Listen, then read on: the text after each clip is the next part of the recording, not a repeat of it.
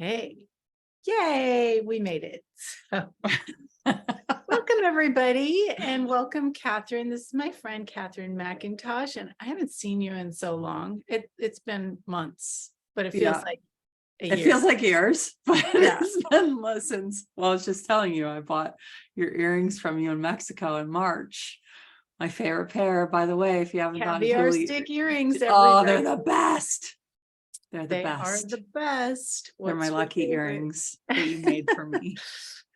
So, what did we want to talk about today? Well, the topic, we've gone pretty much everywhere in the world before we even pressed record. But I was talking about the power of changing the way you look at yourself. So, I woke up on Saturday morning. It was my 47th birthday, and I had these grandiose plans. My son was having a sleepover for a birthday party. I'm a single mom, so I was like, I'm going to go out with the girls. I'm going to have a great time. I'm going to get dressed up. I'm going to wear my sexy boots, and I woke up that morning and my body was like, oh no, you don't. Oh no.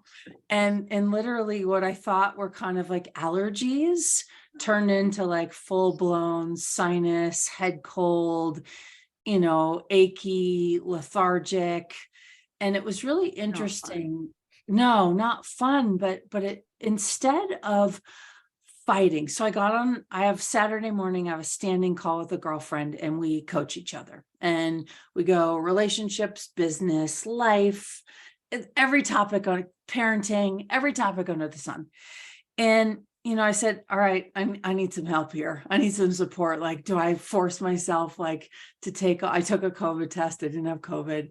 I forced myself to take all these, what if I take all these drugs and I can still go out? And I was like, what am I doing? Yeah, is that And going to be fun? she said, what's the kindest thing that would be nurturing to you and your body? Mhm. And I was like, well, to stay home, to take the pressure off, to cancel plans. And here's the crazy thing. The me that didn't want to cancel plans was the me that didn't want to disappoint my friends. Mhm. It wasn't the me that wanted, so it was really interesting because I think so many times we get caught up in the appearance of things. I know I've done it in business. Oh, this is what I do for a living. And I'm rebranding and really re-looking at who I am in the world and what's my message. And I've really had to confront where it's been comfortable to pretend I'm comfortable with the label I've given myself. We're getting some likes on that one. Okay. Right? Because how many times do we get comfortable or caught up in a label that initially feels like a huge expansion? It feels really amazing. And then all of a sudden you're like, oh, it used to be amazing, but now it's not so amazing. It's almost like creating a relationship. And so the longer you're in it, the more distance you have from it. And so you're not actually being and creating.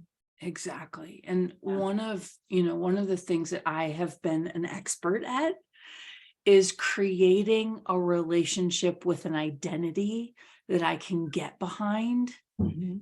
I think it's permanent.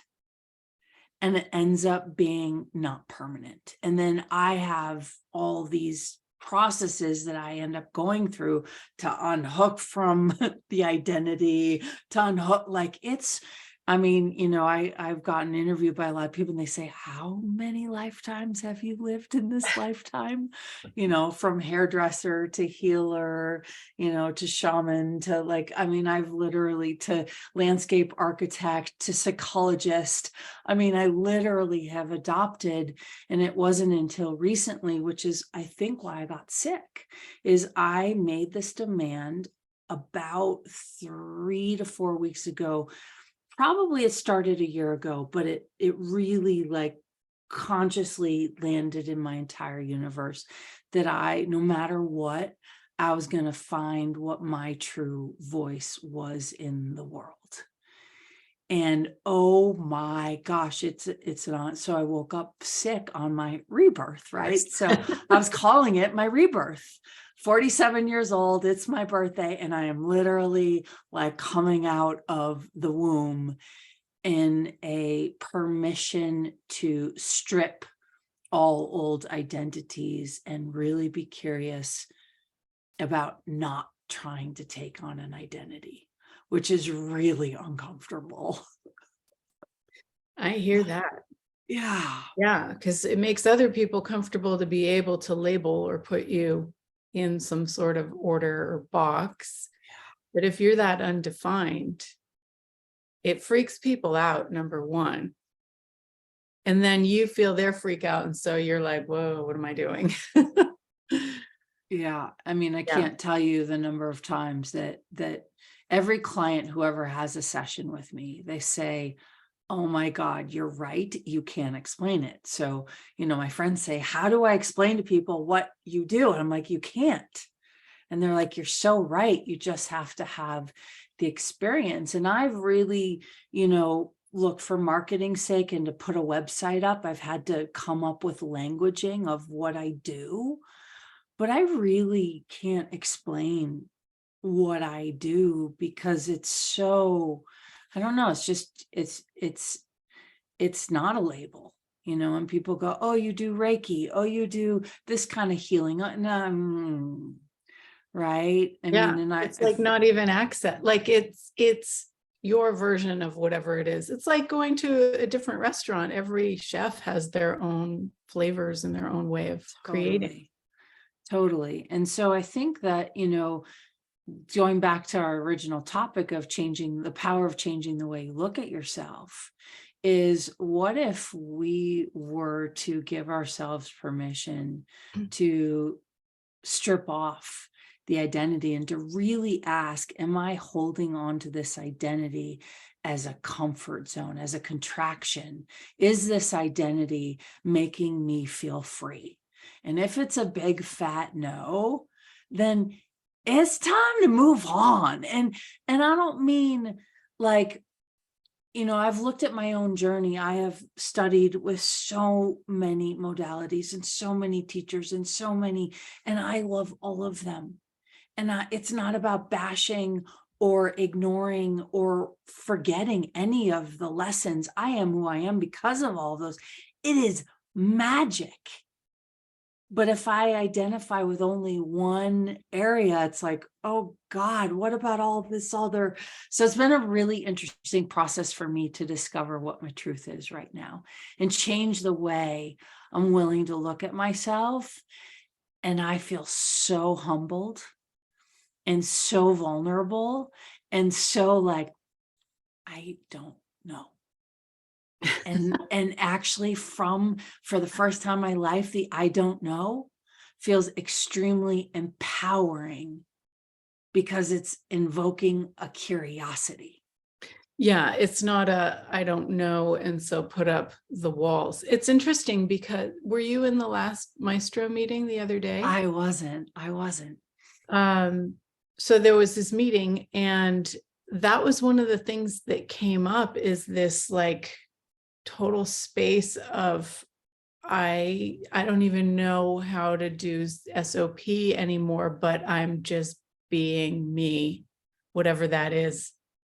And it's being it and doing it. Yeah.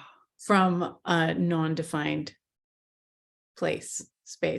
100%. I mean, and you look at, how many of us carry a story of our past, whether it's I struggle with my weight, I struggle with my self-esteem, I struggle in relationship, I struggle with business, I struggle with money. We all have an identity of pain, of suffering, of struggle. We also have identities of joy and magic. But how many of us hang on to that identity and then we keep recreating it as a reality, and our bodies are literally, our nervous systems are living in the trauma of the memory to force ourselves to recreate it when we haven't acknowledged that we've already outgrown it. Right? We've Yeah. outgrown, and so just everyone listening, what if you've outgrown the identity of the pain that you have been attaching yourself to? I can't tell you the number of people I work with and say, I have lupus, I have MS, I have an autoimmune disease, I have cancer, and I'm like, okay, it might be in your body as a manifestation, but that label is no longer accurate to your system. So what if we remove the label so the healing can happen and you can evolve? Yeah. So I was talking to a friend yesterday and he was saying, I wake up every night between 2 and 4 a.m. And a lot of people I know do. I do too. And he's like, I look at that time as my magic hour. And so he'll just start playing with the energy instead of like, oh my gosh, I'm awake again. And how do I get back to sleep, or thinking about stuff. And so when I woke up last night, I was like, ooh, the magic hour. What can I play with? And it was just so different, even just reframing that. So it's our point of view is so strong about whatever's going on. And it might not have even been your point of view to begin with. I don't have a problem waking up in the middle of the night and thinking, oh my gosh, I didn't sleep straight through. Like, so what? It's honestly one of my favorite times to write because it happens to me all the time. I mean, Yeah, pretty much every night.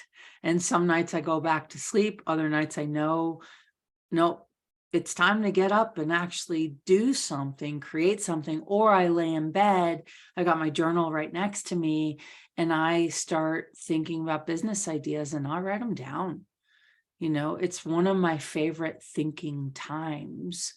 But the only way that energy and that download and that information can come through is if I'm not judging that I should be sleeping.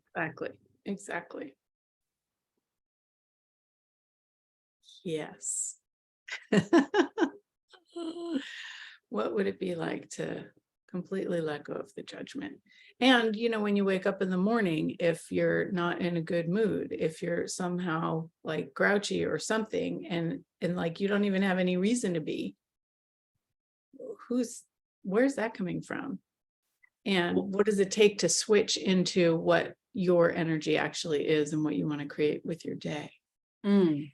Well, I've taken on this weird point of view lately that if an emotion or feeling or sensation comes through my body, I'm not going to rush getting over it or rush getting rid of it. I'm going to sit with it. So actually a few days ago, I think it was Friday, woke up angry out of nowhere, Thursday night, about to go to bed, like all of a sudden this just rush of anger.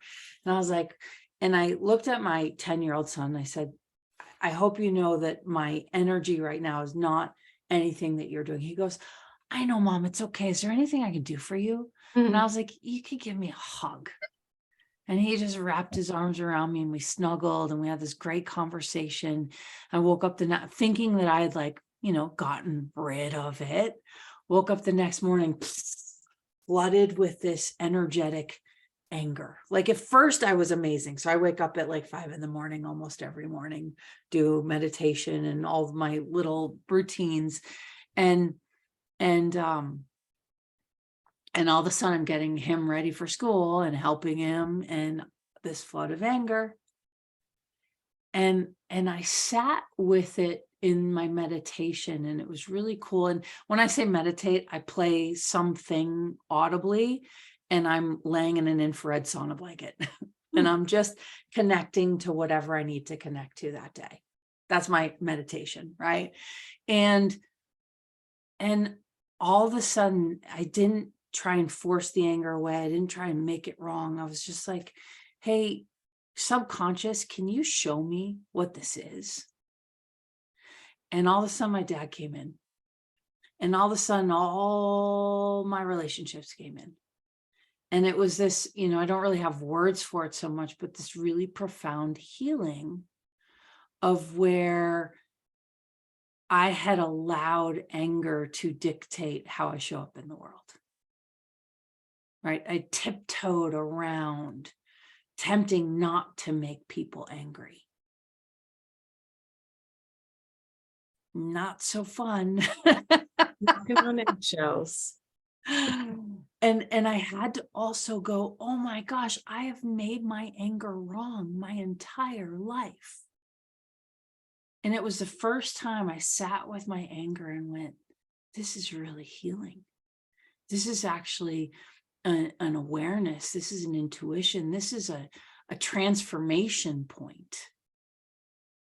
Right? Yeah. So like, is it really anger, or is it this potency of energy that you have that you've had to suppress? So, yes, and all of the above, like, and more, and Yeah. that's what I think is like, how many times do we go into fear and then we buy it so we contract our energy? We go into anger, we buy it so we contract our energy. We explode our energy. We go into shame, and we can, and it's all the distractor implants, right? All these things that we use as distractions, and we're trying to change the root distraction instead of recognizing that the root distraction is designed to distract the potency. And so it's a great moment to, instead of trying to clear it, to sit with it, and, for better lack of a word, become friends with it. Yeah. Like, Yeah. how cool would it be to have a coffee talk with anger? Right? Let's drink a cup of coffee and let's get to know you, so we're not afraid of you or judging you or labeling you, so we can actually use you to create. Mhm. And I've talked to a lot of people lately. They're like, wow, I recognize that I used anger to create. And now I'm healing my anger and healing my relationship with anger. And I don't have any motivation. I was like, right, because it's not motivation. Like if you have to force yourself to motivate to do something, you might want to look at why you're not inspired to be it, right? Yeah. There's probably a different, I don't know how to say it, but a different focal point so I might be going over that, but it's like the stuff Oh, that I've good. been geeking out on in It's like my spare these, time. yeah, these are just chats with friends. And like, I don't know about you, but I like to listen to what other people are talking about and see if it resonates. And so everybody can be a fly on the wall and let our conversation be as weird and crazy as we like. Amen. Yeah. Like, who knows? Maybe it'll change somebody's way of looking at how they think about themselves. Yeah. It's interesting with the age thing too, because you brought up a birthday, and my other friend I talked to yesterday had a birthday, and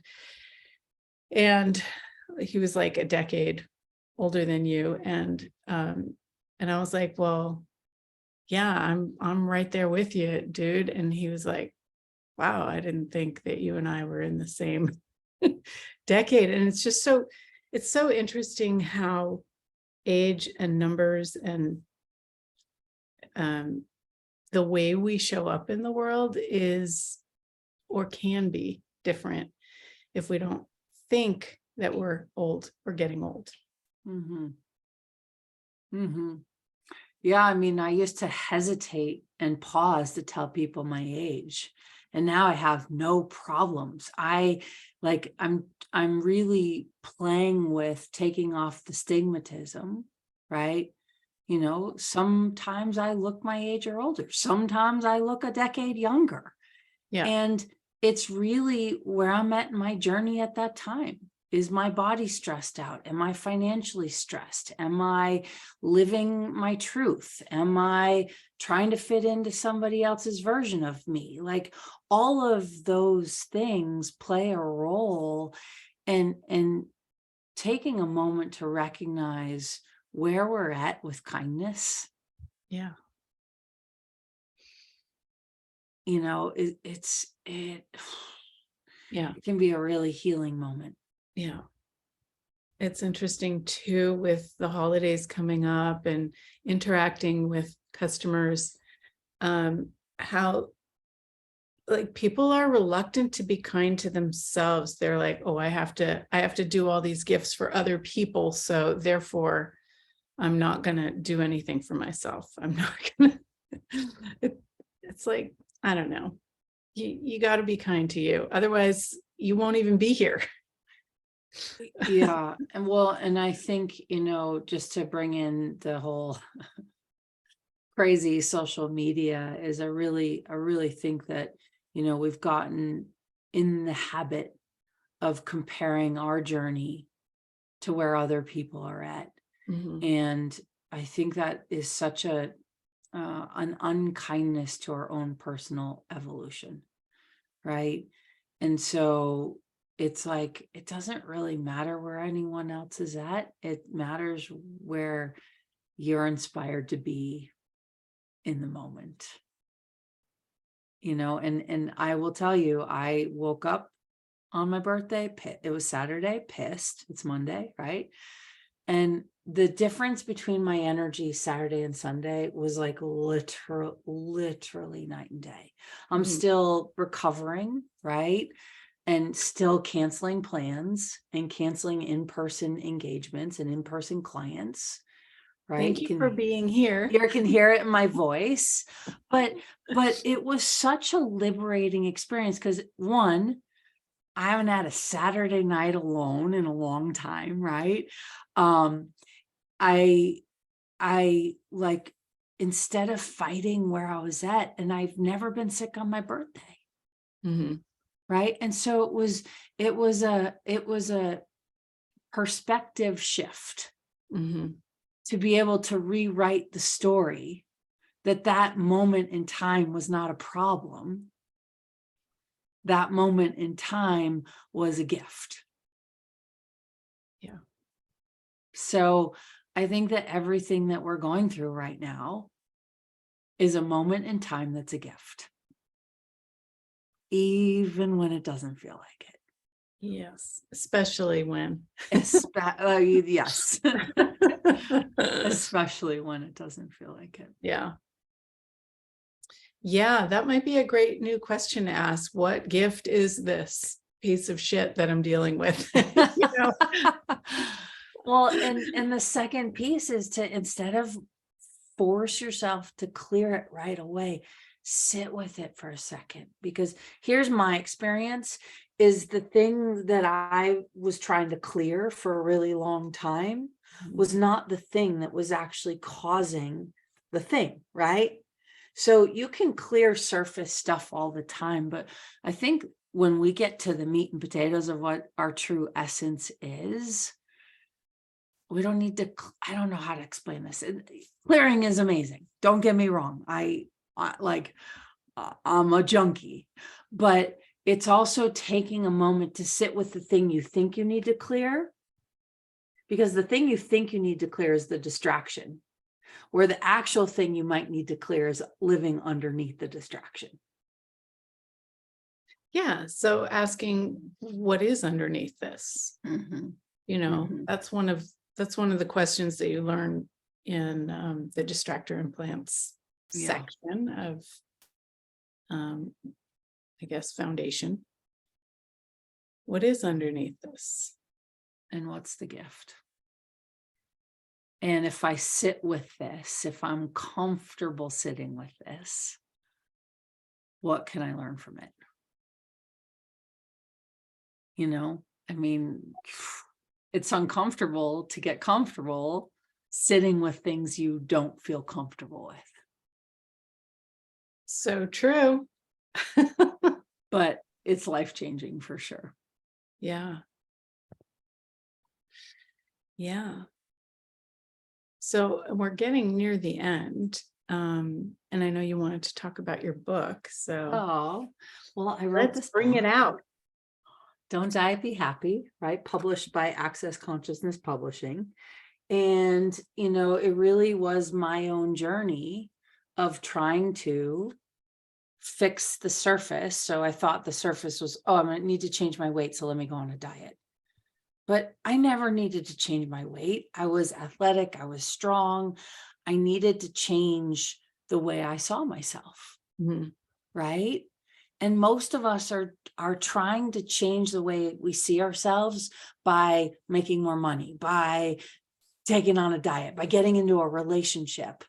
But really, you want to look at when you're hanging out by yourself, how do you feel about, like, do you like your own company? And if you don't, maybe it's time to change. So there's lots of amazing tools. There's lots of my life stories in here, but it's all sort of chocked full of, you know, personal stories that are inviting you to look at how you can re-look at your life and create the business body and life you love, right? And my invitation to people is, don't be so quick to label what you're going through or label what's wrong with you, but be quick to, ask questions, be curious, be kind, be sincere. And I think the biggest thing is to not really care what other people think, and to not be so quick to judge you or dive into the distractions of fear and worry and, all that stuff. So, Cool. yeah. Wow. Has it been a bestseller? Not yet. Not yet. No. So I didn't really go for the Amazon thing. I just wanted to organically watch it grow and really give it permission to be in the world in the way it wants to. Jack Canfield read it and used the tools in it, asked he literally was like, Katherine, I took the questions and I wrote them down and I meditated with them. And in 2 weeks, my body changed. And I was like, yeah. Awesome. So there's some really powerful tools in here, and so don't read it and don't read be it. powerful. Don't read it. And you can get it on Audible, and I read it myself. So it's available in the Access shop. It's also available on Amazon, and people can actually download the first chapter for free on my website. I read in this little nook right here. I'm reading the first chapter of the book on video, and they can see if it resonates with them. So, and that's on my website. Very cool. Yeah. Wow. Well, I think it's awesome. And Thank you, Julie. I'm going to get a copy. Yeah, baby. I know. I love your book. So good. So, yeah, writings, it's an interesting process. We learn so much from it. It really is. It really is. And, you probably resisted it a bit. Like 10 years. I know. It's like 10 years. Gary asked me to write my book, and I resisted it many years. And now I think I'm going to start a podcast just for the book, with the book's name. I love it. Maybe even a radio show so people can call in and ask. I love it. That would be fun. So there you go. That's what's on the horizon. I love it. Cool. Well, people are saying gratitude. So thank you so much for coming and chatting. And it's so good to see you. I'm glad you're feeling better. So, thank you. I'm giving you a big, giant virtual hug. And yeah, thanks for having me. All right. Thanks, everybody. Take care. Have a great rest of your day.